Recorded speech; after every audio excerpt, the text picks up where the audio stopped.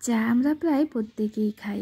সকাল বিকেল চা তো খাই, আবার কখনো দুপুরেও চা খাই, যার যেরকম নেশা। আবার কেউ বাড়িতে যদি কেউ অতিথি আসে তাহলেও চা দিই। অনেকেই আবার নানা রকম ফ্লেভারের চা খেতে পছন্দ করে, যেমন আমার সেরকম কোনো নেশা নেই চায়ের, কিন্তু আমি ট্রাই করি সব রকম ফ্লেভারের। তো আজ আমি একটি দারুণ ফ্লেভারের চা বানিয়ে দেখাবো। এই চাটা আমি প্রথমবার বানিয়েই এর প্রেমে পড়ে গেছি। এটা একটা ভাইরাল চা। অনেক দিন আমি দেখছিলাম এর ভিডিও, কিন্তু বানাইনি, ভাবিনি যে এটা এত সুন্দর খেতে হবে। তো লাস্ট পর্যন্ত বানিয়েই নিলাম। আর বানানোর পর এটা খেয়ে তো অবাক, এটা খেতে যে এত সুন্দর হয় আমার এটা আগে জানা ছিল না। তার জন্য আমি এখানে একটি কমলা লেবু নিয়ে নিয়েছি, একটু বড় সাইজের লেবু নিয়ে নেবেন।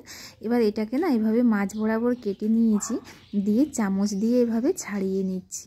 এই দেখুন, কারণ এর আমার খোসাটার দরকার আছে, তাই আমি এভাবে কেটে নিয়েছি। একটা ছাড়ালেই হয়ে যাবে। এবার আমি গ্যাসে চলে যাচ্ছি। এখানে আমি একটি ছোট্ট কোঁড়া বসিয়ে দিয়েছি, এর মধ্যে আমি চা বানাই।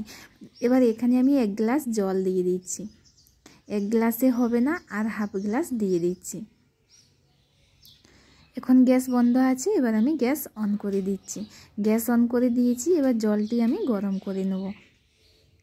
1 থেকে 1.5 মিনিটের মতো করলেই হয়ে যাবে। তো দেখুন জল না ফুটতে শুরু করেছে। এবার এর মধ্যে অরেঞ্জটি দিয়ে দিচ্ছি, যেটা আমি ছাড়িয়ে রেখেছিলাম। আর কিছু ছোট ছোট অরেঞ্জ আছে যেগুলি আমি ছাড়িয়ে রেখেছিলাম, সেটাও দিয়ে দিচ্ছি। এবার এগুলি দেওয়ার পর এই জলটাকে 10 মিনিট ফুটিয়ে নিতে হবে, যাতে জলের মধ্যে অরেঞ্জের ফ্লেভার বাকি সব কিছু চলে আসে। তো দেখুন আমি ফুটিয়ে নিচ্ছি 10 মিনিট খুব ভালোভাবে। তো জলের পরিমাণও কিছুটা কম হয়ে যাবে। এই চায়ের রেসিপি এখন নেট দুনিয়ায় খুবই ভাইরাল, তাই আমিও বানিয়ে নিলাম। ভাবলাম আপনাদের সঙ্গেও শেয়ার করি। যদি আপনারা কেউ না দেখে থাকেন তাহলে দেখে নেবেন আর একদিন বানিয়েও নেবেন। তো আমি এখন গ্যাস বন্ধ করে দিয়েছি, এটা হয়ে গেছে। এবার অরেঞ্জগুলি আমি ছেঁকে তুলে নিচ্ছি। এখানে যে খোসাটি আমি ছাড়িয়ে রেখেছিলাম অরেঞ্জের, সেটা নিয়ে নিয়েছি। এবার একটি টুথপিক দিয়ে এভাবে এর মধ্যে ছেদ করে দিচ্ছি। এই দেখুন,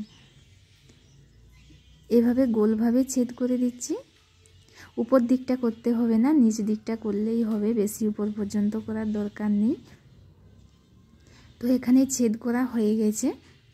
এবার এখানে আমি একটি কাঁচের গ্লাস নিয়ে নিয়েছি। তো আপনারা এখানে কাপও নিয়ে নিতে পারেন, কিন্তু আমার চা আজকে একটু বেশি পরিমাণ হবে, তাই আমি গ্লাস নিয়ে নিলাম। এবার এই অরেঞ্জের খোসার মধ্যে আমি চা পাতা দিয়ে দিচ্ছি। তো আপনারা যে ব্র্যান্ডের চা পাতা খান সেটাই দিয়ে দিবেন। তো আমি এখানে এলাইচি চা পাতা দিয়ে দিয়েছি। এবার এর উপরে অরেঞ্জের জলটি যেটা আমি ফুটিয়ে রেখেছিলাম, সেটা এভাবে অল্প অল্প করে দিয়ে দিতে হবে, তাহলে চা পাতা ভিজে যাবে।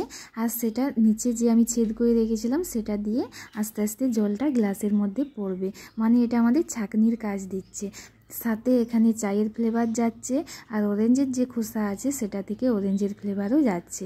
আর দেখুন জলের কালারটি দেখুন চেঞ্জ হয়ে যাচ্ছে, কারণ এর মধ্যে এখানে চা প্লাস অরেঞ্জের কালার একসঙ্গে হয়ে এই কালার হয়ে যাচ্ছে। জলটি গরম থাকা অবস্থায় এরকম অল্প অল্প দিতে হবে। তো দেখুন আমার এখানে পুরো জলটি আমি দিয়ে দিয়েছি। এবার এটা আমি তুলে নিচ্ছি, তুলে আপনাদের দেখাচ্ছি। এই দেখুন কালারটি দেখুন কি সুন্দর হয়েছে। এবার এর মধ্যে আরেকটি জিনিস মেশাতে হবে, সেটা হচ্ছে মধু। আমি এখানে 1 চামচ মধু নিয়ে নিয়েছি। তো আপনারা যদি মধু না খান তাহলে এখানে চিনিও দিয়ে দিতে পারেন, কিন্তু আমি মধু দিয়ে দিলাম, কারণ মধু এমনিতে খাওয়া ভালো, চিনির থেকে ভালো। আমার এখানে অরেঞ্জ বা কমলা লেবুর চা রেডি হয়ে গেছে। এটা আর কিছু করতে হবে না। এরকম চা আপনারা সকালবেলা বানিয়ে খেতে পারেন। এই চা খেতে দারুণ হয়। আপনারা যদি কেউ একবার খান, সত্যি বলছি, বিশ্বাস করুন, এই চা আপনারা বারবার খেতে চাইবেন। আর এখন শীতের সময় তো অরেঞ্জ আমাদের বাড়িতে প্রায় থাকেই, অরেঞ্জের দামও কম হয়। তাই আপনারা বাড়িতে যদি অরেঞ্জ থাকে তাহলে একবার হলেও বানিয়ে দেখতে পারেন। আশা করি খুব ভালো লাগবে। আমি এমনিতে চা খাই না, কিন্তু এই চা খাওয়ার পর আমার তো মন হচ্ছে যে আমি বাড়িতে অরেঞ্জ থাকলেই বানিয়ে নেব। আমার মেয়েকেও খাইয়েছিলাম, তারও খুবই ভালো লেগেছে। তো যদি ভালো লাগে তাহলে একটি লাইক করে দেবেন। তো আজ এখান পর্যন্তই, ধন্যবাদ, বাই।